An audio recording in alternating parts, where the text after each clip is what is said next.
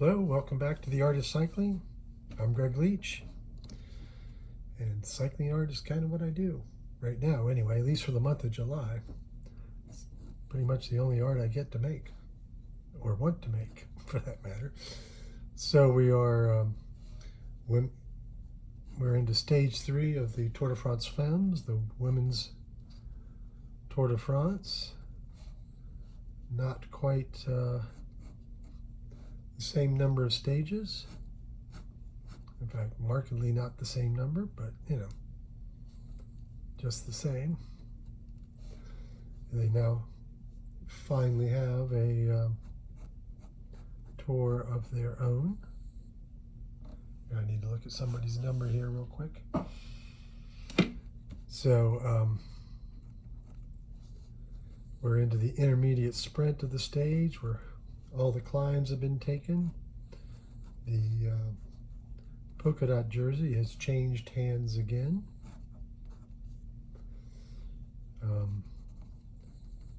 Unlikely that any other jerseys will change hands, but they could. So this is the intermediate sprint, and during the course of the race, they will put another place for sprinters to earn points, or at least someone to earn sprint points. In this case, if there's very much sprinters. Now, Juliet Weeb, who's in this painting, that's not Juliet Weeb, that's Julie van der Velde.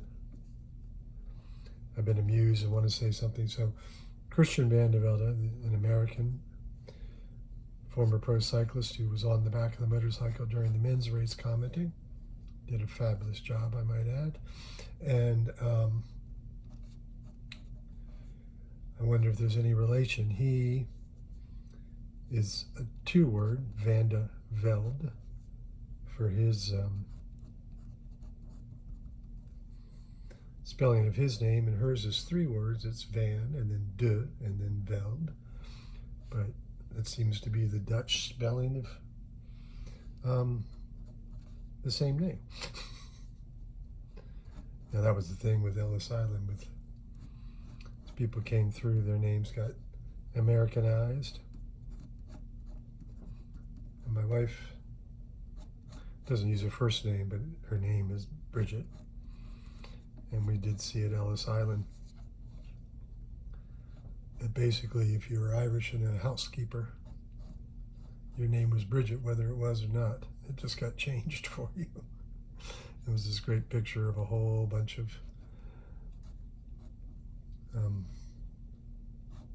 chambermaids, housekeepers, whatever the particular title was. And they all had pinafores on, and they all had the name Bridget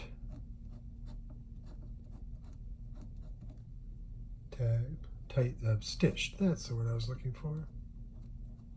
Stitched onto their jerseys, or jersey, sorry, right term, onto their pinafores.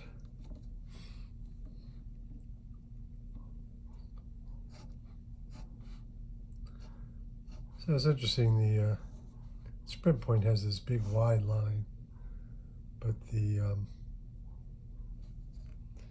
Queen of the Mountains, I do love the Queen of the Mountain, calling it the Queen of the Mountain instead of King of the Mountain. I mean, after all, women aren't kings, they're queens. So this is the European champion for women in a European's jersey. The green jersey, these colors will be obvious when I start painting, and the yellow jersey, however, she also owns the green jersey, and she's in second place. She gets, I think, 2 or 3 points, closes the gap, but she's 28 points behind. So I kind of get the feeling that that jersey may never be Ashley's outright, but maybe not. You never know. People fold as we definitely saw in the latter stages of the men's race.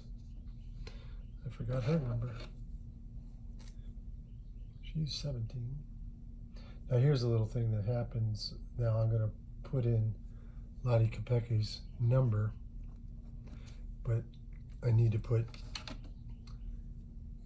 because her team is has the lead in the team race, that's why her teammate over here has got a yellow bib numbers and a yellow helmet. So that's the way the race organizers denote who's leading. But I will not be able to paint that for a second because I need the ink to set up. Because otherwise, if I take a little bit of, it is, permanent marker. I just don't have the time to wait for India ink to dry. So I'm using these Sharpie fine points, and there are archival inks in these. So like, I do have a piece of artwork I did when I was in college that I signed in Sharpie, and I've kept it out of the direct sunlight. It's a lithograph of shrimp, but the Sharpie part has pretty much faded, so pretty soon it's going to be unsigned. Okay, so now I feel like that's dried enough. So Sharpie is not, you do have to keep it out of the sun, but watercolors, the same can be said for watercolors as well. And now we'll move into the green. So as a sprint point, so the team, or the sponsor has changed the green color. I don't think they changed sponsors. Maybe they did, can't remember. So it used to be a very brilliant green. And as you can tell by my painting right now, it is not brilliant anymore. So it's this dark green, and then on her sleeve, this band of the sleeve right here, there's a bright green accent, sort of a minty green, not a bright green. So it's like forest green and mint green, whereas it used to be almost neon green. But where I was going with that is that the barriers that they set up, they have signage that shows the colors of the jersey. So it has these alternating forest green and mint green. Oh, that's right, your helmet is also this forest green. It is interesting and admirable that riders will, the jerseys are provided by the race organization, but the riders will match their helmet, match their, to sort of celebrate that by getting all of their kit to match. It's like Lottie Kopecki has already got a yellow bike, a full yellow kit. She's got the yellow helmet for race lead, team lead, but she would certainly be allowed to wear a yellow helmet since she's in yellow. There are some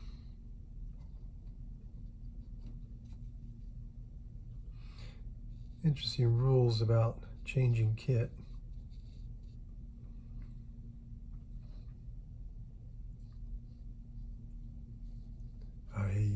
Kit meaning race, your racing uniform. And you're only allowed to change your kit, I think, once a year. You can change it at the start of the season, and then you can come back and change it one more time. So most teams, if they think they have a chance at, say, winning the Tour, winning the Vuelta, will save that kit change so they can have a special for if they win the tour, say. Jumbo Visma changed their kit to have a lot more yellow in it. They got rid of the yellow shoulder, put black, but put yellow stripes down the side, put on yellow socks, etc., to sort of celebrate winning the Tour de France. But sometimes they'll change the kit to honor or honor somebody in the team.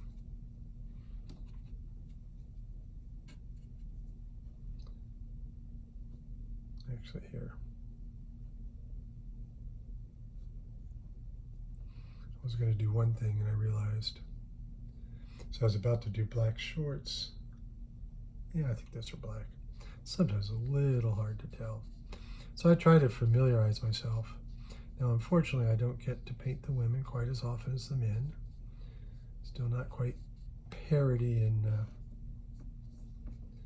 broadcast equity, and even in this,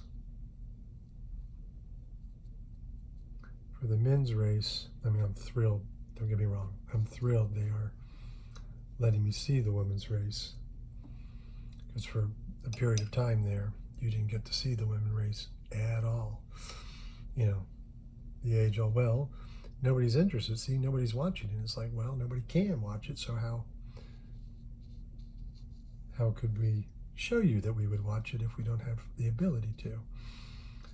You know, chicken and egg thing. But even now, I mean, thank God that we can watch them.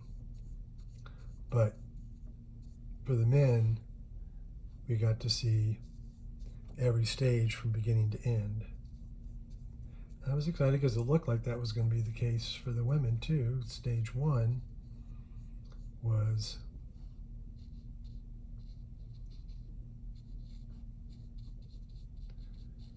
shown from start to finish, which was nice because that way I got to show, you know, the flag drop. And they actually showed the flag drop. That was such a terrible one for the men, the start of the men's race. So I guess, you know, sometimes things are better for the women.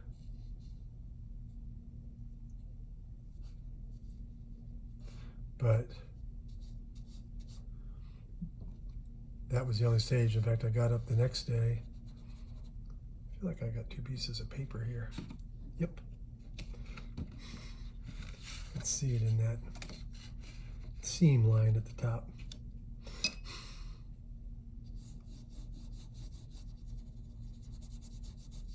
So the next day I get up.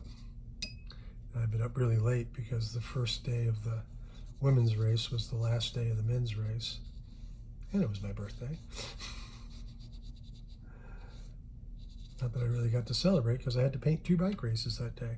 So I didn't get a lot of sleep. There was other reasons.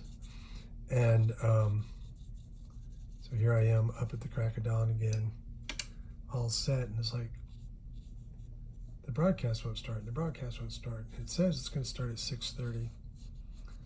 And then I went on another device and said, no, it's not going to start till 9:30. And then finally the TV said, oh no, it's not going to start till 9:30. My time, Eastern Standard Time. So it was a bit frustrating.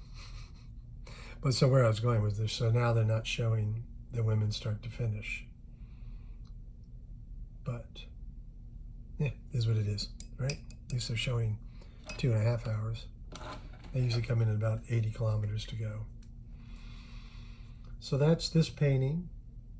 Of course,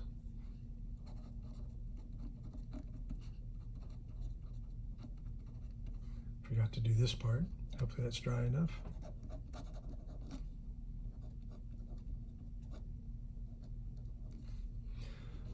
So all of the cycling art is available to be seen, and you can read about it at my blog, theartofcycling.blogspot.com. And there I do put up, oh, I saw something I missed. I put up links there where you can click over to each painting that you're reading about and purchase it, on my website, gregleach.com. It is, of course, you can always just go straight to the website. And the gallery is called 2023 Tour de France Femmes, and just peruse. To purchase a piece there, shipping is included. They're $95. Unless, of course, you're in Europe, then it's an extra $10 for shipping, because it costs a lot more than that. Extra that to ship to Europe or anywhere else in the world. So thanks for taking the time to watch. If you haven't subscribed, I would certainly encourage you to do so. We have several more stages of the women's race.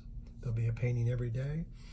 And thank you so much. Again, it's The Art of Cycling, Greg Leach, and the website is gregleach.com, GREIGLEACH.com. And Art of Cycling is the blog spot. Thanks for taking the time to watch. I appreciate it.